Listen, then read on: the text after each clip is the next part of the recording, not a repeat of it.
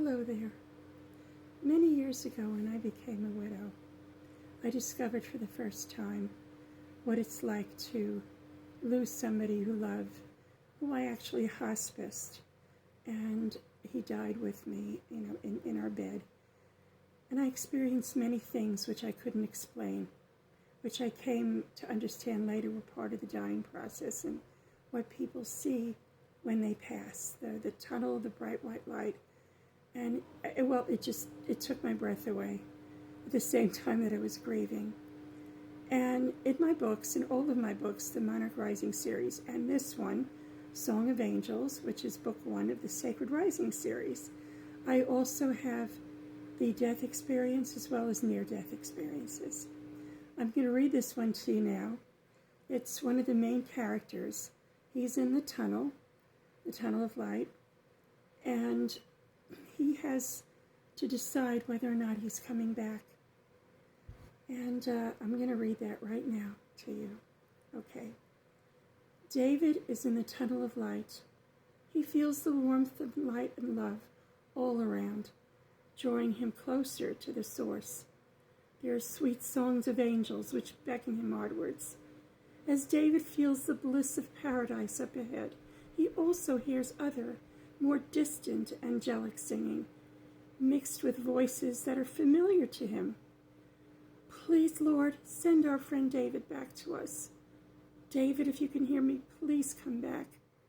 Oh God, don't take my son home. I love you, David. Mama loves you so much.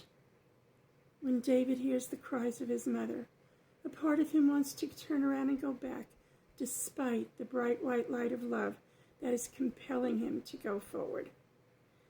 Angie is bent over the body of her son in agony. The others are huddled around in a tight circle of love, praying and pouring golden light into David's body. As Angie cries, she looks down and notices something in David's hand. It is the Metatron communication device turned on with an outgoing message. Help me. And then it cuts out. His mother is stabbed in her heart and screams out, He tried to call for help. Oh, God. Cookie has gone completely numb as he stares at the lifeless body of his son. I, Christopher, and Bobby, however, continue to sing the Song of Angels as they pour healing light into David's body.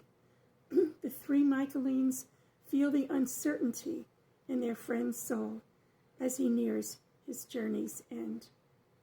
David approaches Heaven's Gate when he sees a figure emerge from the light. It is a beautiful woman in a flowing white and red gown heading towards him. She reaches out to David and smiles sweetly. He is sure that he has seen her face before, but cannot remember when or where, or who she is. The gates of heaven are now in sight, with people waving to David on the other side. It is also very inviting. The woman is now poised directly in front of David as she reaches out and takes his hands. Hello, David, she says tenderly. My name is Lady Magdala. I am here to tell you that since your work in Eden is not yet completed, you have a choice. You may come home to paradise now, or go back and finish your mission. David looks at Lady Magdala with confusion and says, What is my mission, lady? I feel so helpless sometimes and wish I could do more.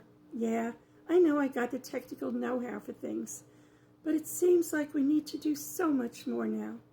And the stuff that the healers do is just so way beyond me.